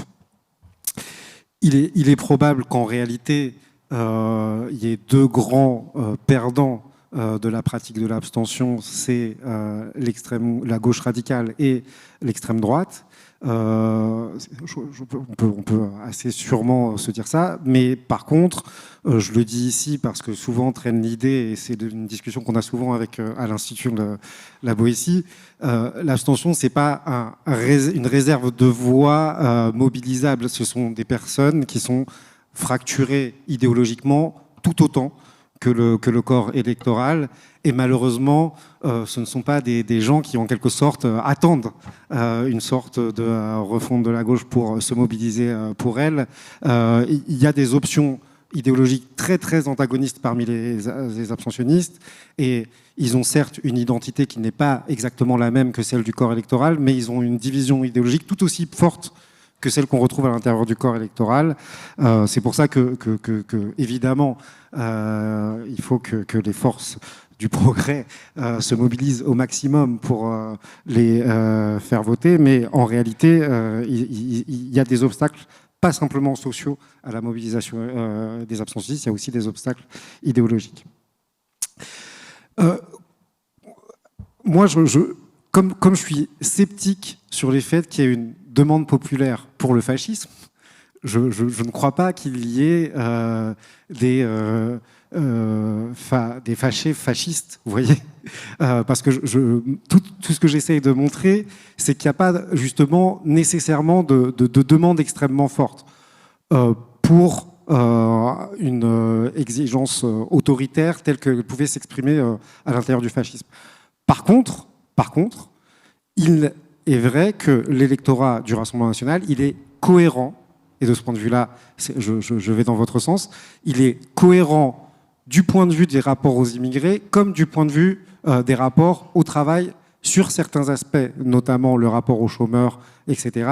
Ce ne sont pas, pour l'essentiel, des personnes qui se trompent de combat et qui auraient un fond social de gauche et qui investiraient uniquement la question identitaire.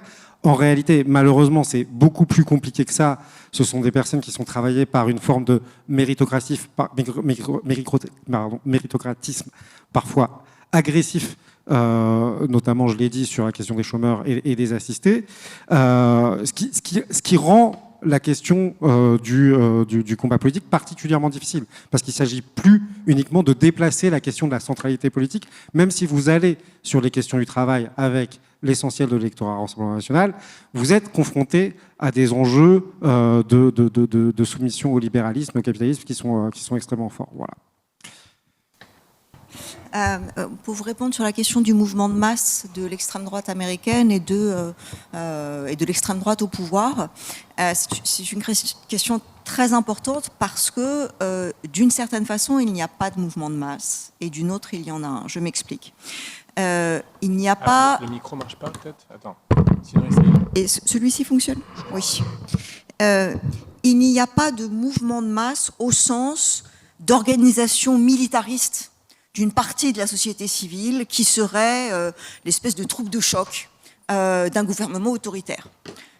Il y a des milices suprémacistes d'extrême droite qui sont criminelles, qui sont la source du plus grand nombre d'attentats terroristes sur le sol américain depuis 2001. Hein, c'est pas le terrorisme musulman, c'est pas des terroristes gauchistes étrangers. La première source de terrorisme aux États-Unis, ce sont des militants d'extrême droite. On l'a vu encore récemment dans l'assassinat d'élus dans le Michigan. Donc, en ce sens-là, il n'y a pas de faisceau. Voilà. En revanche, il y a quelque chose qui peut ressembler à une forme d'organisation populaire de l'extrême droite, c'est ce qui est devenu le Parti républicain. Le Parti républicain, aujourd'hui, pour l'essentiel, est une organisation sectaire qui voue un culte à Donald Trump et dont l'origine est à trouver en 2009 avec le mouvement du Tea Party, qui était un simulacre de mouvement populaire, et je reviens à ce qui était dit tout à l'heure, où on a mis en scène la révolte du peuple par un système de financement, en particulier des Koch brothers, qui sont cette fratrie, enfin en l'occurrence l'un des deux est mort, de pétroliers qui ont fait une fortune et qui ont fondé un site libertarien dans les années 70 et qui sont les grands avocats de la destruction de l'État social et qui ont organisé le transport de la foule sur certains lieux où il fallait, etc. Et ce mouvement s'est intégré à la droite parlementaire, ça s'est appelé le Freedom Caucus, et aujourd'hui, ils sont la base politique. En d'autres termes, on aurait affaire à un régime d'extrême droite populaire minoritaire. C'est-à-dire qu'aujourd'hui, il y a 30% de la population américaine qui soutient le gouvernement Trump envers et contre tout. Et parmi ces gens, il reste à savoir quelle est la part de consentement, quelle est la part de désillusion totale vis-à-vis du Parti démocrate et de la complicité de Biden, en particulier avec la guerre génocidaire de Gaza et l'incapacité à comprendre la souffrance sociale, etc. Donc il n'y a pas de mouvement de masse au sens une organisation paramilitaire de miliciens dans les rues qui vont être prêts à faire le coup de poing. Il y a des fascisants de ci, de là qui peuvent ressembler à des skinheads ou y compris à des milices qu'on a pu voir le 6 janvier. Mais il y a un appareil idéologique d'État. J'ai parlé de la Cour suprême, je parle des juges, je parle de la police, je parle de l'armée qui est massivement politisée depuis quelque temps par Trump, qui a fait une grande parade militaire à Washington, ce qui est complètement contraire à l'histoire politique des États-Unis. On se défie absolument d'une armée de métier nationale qui défile dans les rues. C'est le contraire de l'idée fédérale américaine. Donc il y a quelque chose comme une minorité majoritaire. Je ne sais pas très bien comment le dire, c'est-à-dire qu'on peut gouverner à l'extrême droite avec 25% de hardcore de soutien envers et contre tout, en sachant qu'une bonne partie de ce soutien vient de la classe capitaliste et de l'appareil d'État. Ouais. Alors peut-être deux éléments de réaction, un sur la question des coalitions et peut-être un autre sur la question des rapports entre la tech et le gouvernement Trump pour réagir à ce que disait Sylvie. Alors sur la question des coalitions, en fait une des idées qu'on a essayé de développer là avec Benjamin, c'était l'idée que ce qui est bizarre chez Trump, c'est pas qu'il rassemble des gens qui ont des intérêts contradictoires. N'importe quel gouvernement représente une forme de coalition avec certains qui ont plus leur mot à dire que d'autres. Et donc, en gros, n'importe quelle forme de gouvernement dans des sociétés complexes comme les nôtres, nécessite des compromis qui sont faits entre les différentes factions qui soutiennent. Bon. Ce qui est plutôt surprenant dans le cas de Trump, c'est qu'il semble ne pas faire ce travail de compromis. C'est-à-dire qu'il semble prendre complètement aller complètement sur la ligne des différentes factions les unes après les autres. Comme si, et chacune d'elles semble d'ailleurs rejoindre avec enthousiasme, en tout cas au début, la proposition de Trump, parce qu'effectivement, l'intégralité de ces demandes semble être acceptée. Le problème, c'est que ces demandes, elles sont d'une certaine façon naïves, dans le sens où elles ne prennent pas en compte les effets qu'elles ont sur les autres secteurs. Et donc ce travail finalement de mise en cohérence qui est le propre normalement de l'État capitaliste dans les sociétés avancées semble ne plus vraiment être mis en œuvre dans le contexte de Trump. Et c'est ce qui fait qu'on a finalement des mouvements très erratiques parce que le travail préalable de mise en cohérence n'a pas été fait. Alors ça peut être une phase, hein. Je veux dire, il y a une bureaucratie américaine qui existe, qui fonctionne. Elle est certes un peu malmenée, mais bon, il y a des routines qui vont se remettre en place. Il y a Bessent qui est quelqu'un qui est loin d'être un outsider. Hein. C'est donc le secrétaire au Trésor. Il vient de chez Soros. C'est quelqu'un de la finance mainstream qui a toujours été républicain, voire très à droite, mais qui sait parler à l'establishment en général. Donc, ils ont des médiations. Mais pour l'instant, effectivement, c'est quand même très surprenant cette absence de travail de médiation par l'État capitaliste qui donne ce caractère singulier à cette phase, en tous les cas, et qui, de mon point de vue, est un élément stratégique important pour la gauche et au-delà pour le régime de transition. Donc, ce qui m'amène à ma deuxième question, c'est-à-dire, dans quelle mesure est-ce juste finalement un régime politique faible, dysfonctionnel, qui va conduire à davantage d'instabilité financière, de l'inflation, et puis une forme de guerre civile tranchée au sein du capital sur des questions existentielles, par exemple la question des tarifs, etc. Et qui donc finalement se disloquerait assez comme un moment passager et amènerait un retour des démocrates. Ça, c'est ce que pensent les démocrates mainstream. Peut-être qu'ils ont raison, à vrai dire, c'est empirique. Hein. Moi, je n'ai pas de truc. Mon intuition va plutôt dans une autre direction. Mon intuition va plutôt dans une autre direction qui est double. De dire peut y avoir une fuite en avant politique extrêmement aventurière, mais qui peut être dramatique à très court terme. Donc c'est des choses qui semblent folles, mais qu'on peut imaginer. Je ne les décris pas. Chacun, je vous laisse rêver à votre cauchemar préféré. L'autre option, c'est plutôt l'idée d'un changement de régime. Et c'est l'hypothèse, ce que moi j'ai appelé le technofeudalisme. C'est-à-dire l'idée que autour de la tech, l'alliance qui se noue, qui a été décrite tout à l'heure, entre la tech et le secteur militaro-industriel, etc., en fait, fait partie d'un moment de basculement de l'hégémonie de la finance, avec un caractère, si on veut, universel, avec des règles communes. Il y a une espèce d'universalisme du capital dans cette finance-là, à une forme de régression du capital vers des formes de contrôle et d'autoritarisme et de violence et de surveillance, qui du coup met en scène des souverainetés partielles mais concurrentielles, hein, et en partie alternatives à l'État. Alors ça ne veut pas dire que l'État américain va se dissoudre comme ça, mais c'est plutôt l'idée d'un affaiblissement relatif de la capacité de souveraineté de l'État par rapport aux souverainetés privées, avec des formes d'hybridation et des formes de conflit entre celles-ci, mais qui marquerait, si vous voulez, une forme de régression qui serait économique, hein, avec plus de logique de prédation, mais aussi bien sûr politique, avec une sphère publique atrophiée, etc. Donc voilà, ça peut être un des modes d'interprétation de ce qui se passe aujourd'hui. Et finalement, le caractère dysfonctionnel de ce pouvoir trumpien ne serait finalement que la manifestation, hein, de cette perte d'articulation relative qui était associée à la finance mainstream à l'époque du néolibéral. Merci beaucoup Cédric. Marlène ? Merci.